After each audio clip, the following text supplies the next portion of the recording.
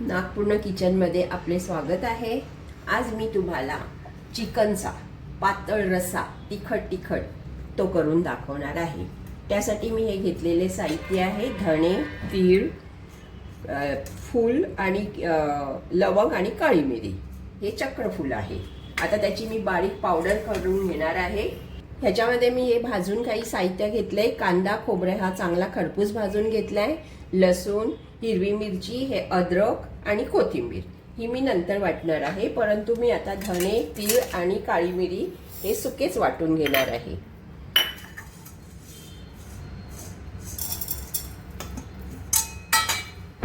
मी असं सुकं वाटून घेतलंय।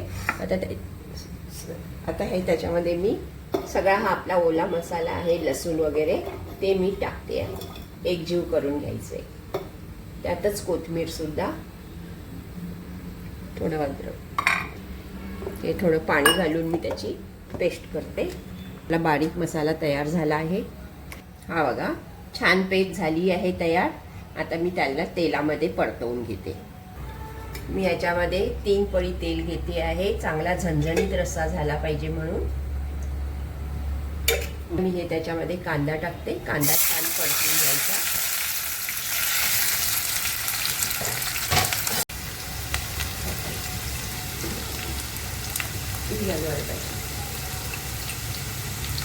हे बघा हा कांदा आता आपला खरपूस भाजून होतो आहे। त्यात मी थोडंसं मीठ टाकलं कारण की तो जरा चांगला शिजला जातो।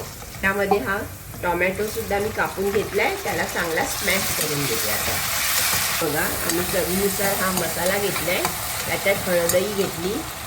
तुम्हाला जसं तिखट पाहिजे असेल तसं तुम्ही घेऊ शकता। छान परतून झाले आहे। तर त्याच्यामध्ये हा मी माझा वाटलेला मसाला घालते। आपला तेल सुटेपर्यंत आपण हा मसाला चांगला परतून घेतला आहे। त्यामध्ये मी आता चिकन पण परतून घेऊया। हे मी 1 किलो चिकन घेतलेले आहे।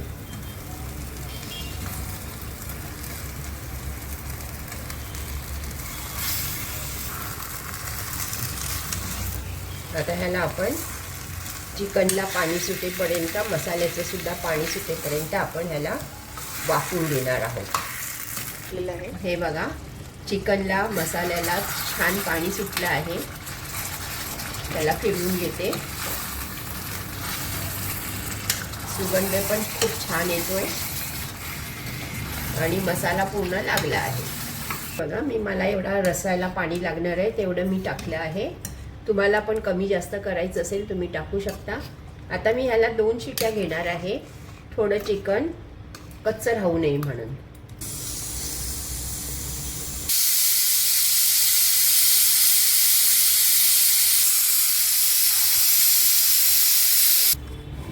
आता आपण कुकर खोलूया। हे बघा आपलं चिकन तयार झाले आहे।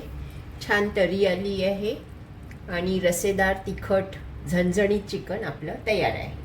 लाईक, शेअर, सबस्क्राईब नक्की करा आणि तुम्ही सुद्धा बनवून बघा।